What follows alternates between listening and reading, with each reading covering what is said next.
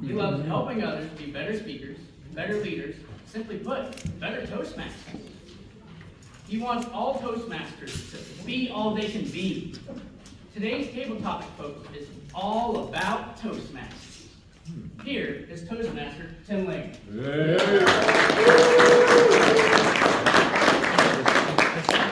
Good morning, Toastmasters. Good morning. We're just going to jump right into this. Good. When someone asks you what the heck a Toastmaster is and what do they do, what would you say? Toastmaster Colleen. Colette. I'm calling on Colleen over here. You too. Colette. Okay, thank you so much for that question. I find my first time before you very invigorating, but also terrifying. So what I might say a Toastmaster does is to torture themselves by putting themselves up in front of an audience of strangers and talking about inane topics of which they know nothing. Thank you. Okay, oh boy, okay, so what else can I say? I guess I would say that Toastmasters have a reputation for excellence and for helping people develop themselves into their full potential, and that really is why I'm here. I'm terrified of public speaking, as you may be able to tell from my little trembling, but I also really want what's on the other side of this process, which is to become a better speaker and to be able to get up and talk about the things I'm passionate about. Am I allowed to stop now?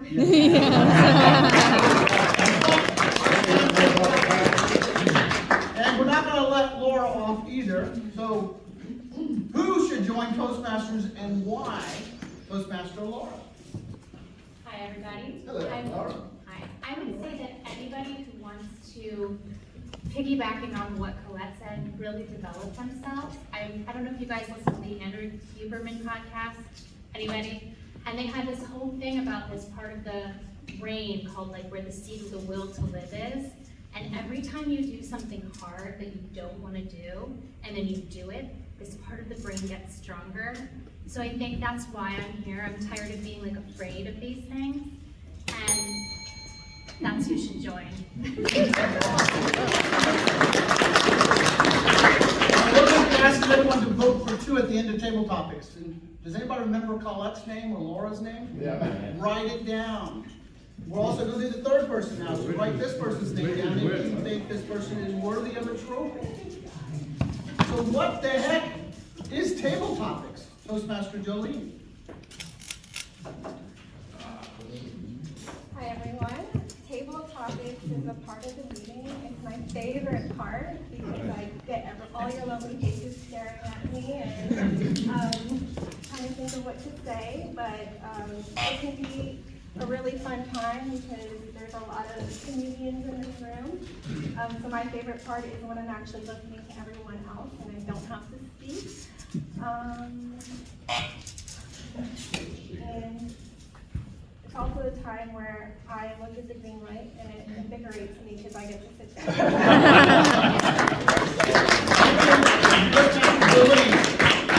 Explain how someone could even prepare for Tabletopics. Toastmaster Morris. McNick, Sergeant at Arms. I'm waiting for him to still.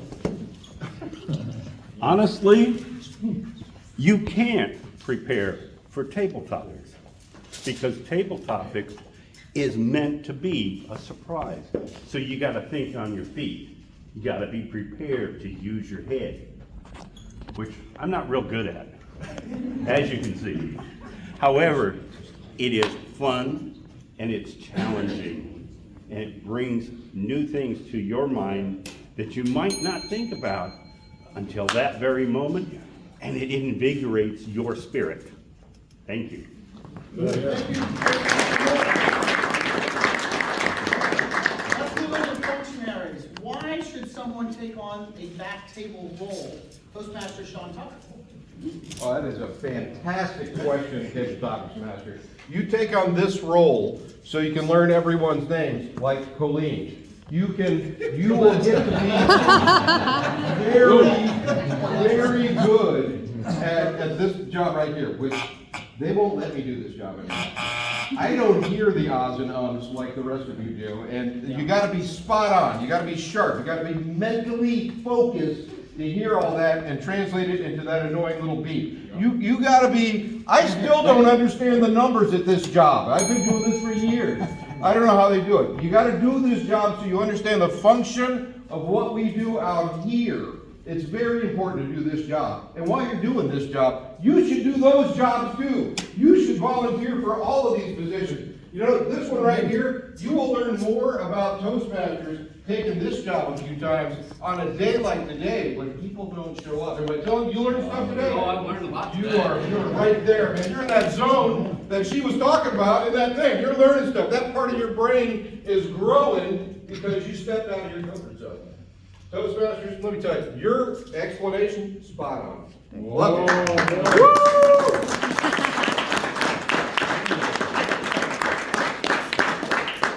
How does one even win at Tabletopics? All right, we're moving on. That was a rhetorical question. All right.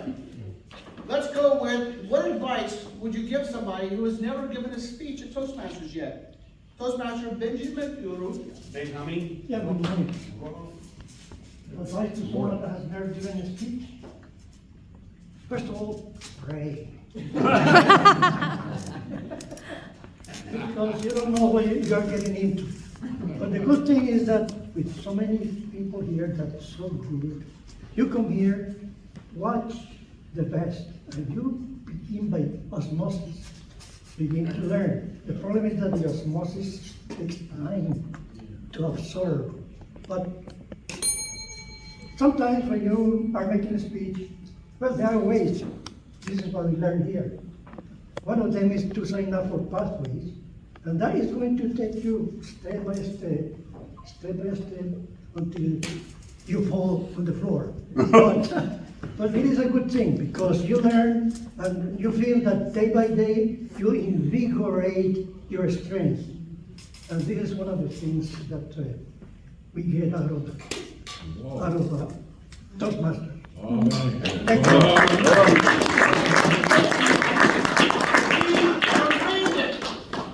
Word of the day, Kareem. What guidance would you give a first-time speaker, Toastmaster Carlos Benitez? Thank you very much for that question. First-time speakers, come out here, position yourself very well, eye contact with the audience on both sides, all sides, 360, like a little bubble out here, burst your bubble. But it's good to know the structure of talks. You have your introduction and your summary, and you have your context, your middle part, the body, and you put out 3 points and 3 illustrations. And so you tell stories. It's all about telling stories. And a story can be told in the STAR method. How many people know the STAR method? I know. What was the situation? What was the task? What was the action? And what were the results of whatever encounter you had in your life? So think of STAR when you think of talking of experience or a story that you want to say. Situation, task, action, and results. I hope I was helpful to everybody. I hope I invigorated everybody. Oh, yeah. Thank you. So, why is it important to pay attention to the word of the day? It's not Kareem, it's invigorate. Toastmaster Tim Ricky. Why is it important? To pay attention. I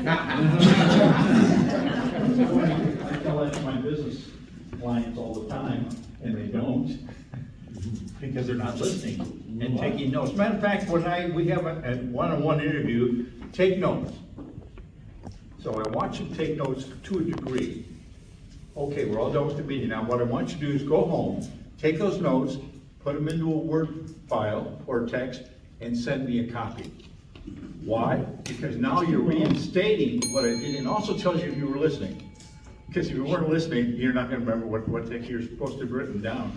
But that's very important because those details are what makes a business or a person successful altogether. It's an invigorating situation when you see them the next time and they've done it exactly right. There's someone in this room here who called me the day after I talked to her, and I said, I want you to get the E-Myth Revisited Michael Gerber, and I want you to join Toastmasters. She called me in the morning and she said, the book is on the way, and I'll see you Friday. And she's speaking today. Wow, wow.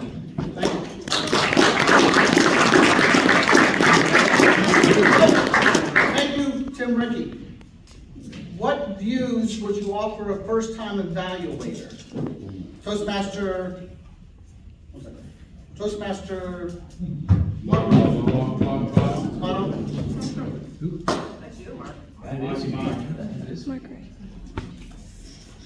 Advice for a first-time evaluator. I've only given one evaluation, but try to get a copy of the speech in advance. Sometimes that's not always possible, depending on when you make contact with your first speaker. But pay attention to the speech. Let it all sink in. Give feedback on the introduction, the body, the conclusion. I have all of the feedback on the 2 speeches that I've given in a separate folder for each speech, and I reviewed them. And it invigorates me every time I read them, because it tells me what I can do better the next time I am up here in front of all of you. Thank you, Toastmasters. why would you feel that it's important to fill out this evaluation form? Toastmaster Nadine Martin. Hi everyone. So I do feel like having the forms filled out is extremely important. Not only is it quick and easy to read to see what everyone thought of your speech, but it's a good way for you to learn everyone's names. Obviously, you have to pay attention to people's names to write them down. And I've only done an icebreaker speech. I'm actually due to do another speech soon. And I still have the notes from my speech. I actually still refer to them sometimes, and I think that it will help me drastically for my next speech. And that's it. Thanks, everyone.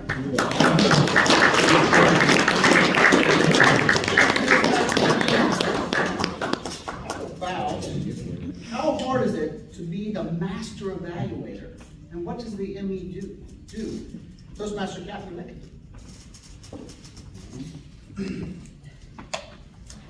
How hard is it to be the master? It's so difficult. what Oh do my you goodness. Well, part of the master evaluator is to make sure you have all your evaluators in place. So at the beginning of the week, you make sure that whoever's on the list, that they show up. You know, so you might have to call or email or, you know, send the homing pigeon over to them or something and get them here. See, like we have 3 out of our 2. I don't know who's the second one, but I hope they're in this room and just have a role or something. But that's the job of the master evaluator. And then you get the opportunity to fill that lovely sheet that we have up here. So you come early in the meeting and you set it up.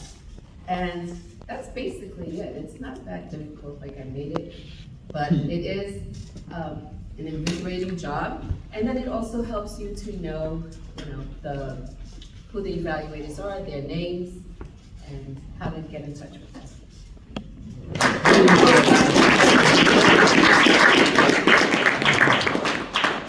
What does the Winter Park Toastmasters Board of Directors, what do they do? Toastmaster Juan Fowler.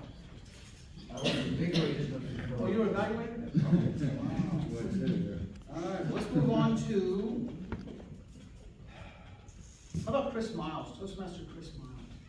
How about him? I don't see him. I don't have an opinion. What about him? Chris? What about Chris? Chris? Chris? Would you like to speak, Chris? Wake him up over there. Oh, that's right, you're not feeling well, sorry about that. I'm not vigorous. Not easy. Not vigorous. All right, scratch that, we're moving on. How about, what could you do to help this club on a volunteer way? Before the meeting, after the meeting, during the course of the month? Let's go with Toastmaster Victoria Wells. Victoria, what do you think? All of these are fantastic questions. I appreciate you bringing all these topics up because as a new member, I don't know many of these answers yet. I'm excited to try. will be invigorated to try these different roles out. I am excited to give my first speech and my first evaluation. I am uncertain of the different ways to volunteer yet, but I assume one of them would be to help set up food, to volunteer to do these parts if somebody doesn't show up.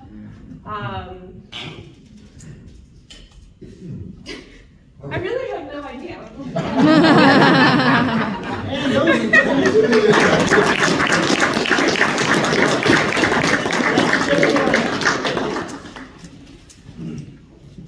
Who, why, how should a person be on this club's board?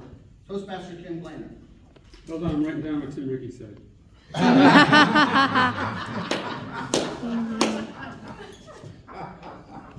As I told you a couple of weeks ago, I was already on the board, the BOREP board, so I'm going to go back there. Being on the board, of course, requires a lot of effort because it's behind the scenes. The stuff that happens today is prepared for. The board sets that up, plans the meetings, the topics, etc. It's very important. It's the most important thing about the club is that what is done behind the scenes before we come into this morning, Friday morning. So that's what I would say is you have to be ready to prepare for everything from behind the scenes. Thank you. All right. Thank you. Tell us more about the position of treasurer, Toastmaster Rebecca Eggleston. Oh. Thank you. The treasurer role. Wow, this club actually takes in a lot of cash flow here between approximately 80 members, right, of which you pay your semi-annual dues. You have the local portion, the international portion, so there's a lot of cash to be accountable for. The weekly meetings, reconciling the bank account. We have a credit card that we make payments on, that we use. We have a debit card that we have to track. There's also some responsibility for the room payment. A lot of uns today. There's reconciling that it all works out. All the cash comes in, we make the deposit, we're recording everybody's account, because some people like to pay in advance, which is wonderful. We like to take your money in advance. But you gotta track that then. So when they walk through the door and they forget to sign in, you gotta make sure that, okay, I gotta count them as here, deduct it from their balance. So I would like to take this moment to say, please, please, remember to sign in every week so it makes the treasurer's duties a little easier, as well as ideally pay in increments of 7 so that it's an easy weekly fees. A little bit about the role, and thank you.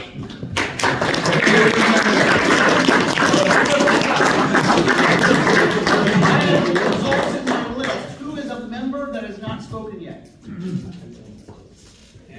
Hannah. Hannah. All right, Hannah. Question for you. I'm going to just give you a heads up. You might as well start walking. What?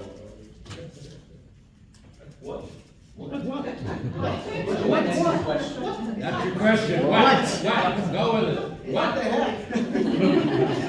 So give me your perspective of what the Winter Park Board of Directors, and why should someone be on the Board of Directors? Okay.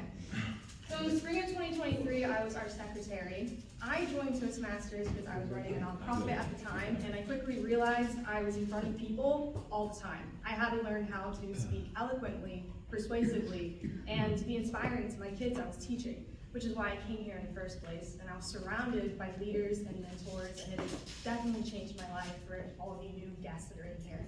But board of directors was a whole other step, because every month we had to come together and talk about the building and pursuing of greater growth for our club.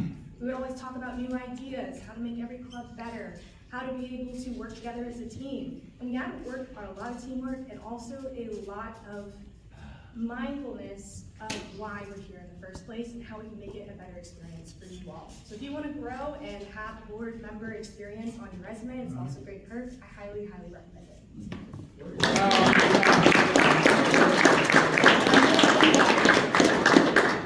I'm going to wrap it up with one more, and I know that Robert Leedy is on the program, but Robert Leedy, why is it important to volunteer? Oh, Roy. No, You're the Robert Leedy. program. Man. This is your question regardless. Why is it important to step up at the last minute to fill an empty position? Red light. It is important to step up There, you just stepped up. at the last minute, if necessary. Otherwise, the role will not be filled. This morning, there was no timer, and Carmelo said, "Robert, you want to be a timer?" I said, "Sure." So I came here. I've done it before, so I know how to do it, so that helps.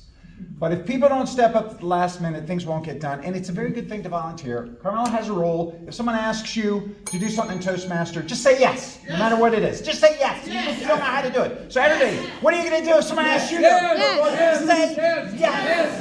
It's very invigorating. Thank you.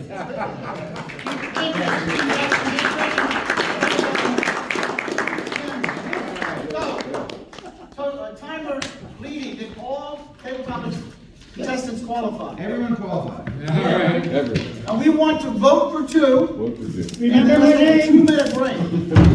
See you in 2 minutes.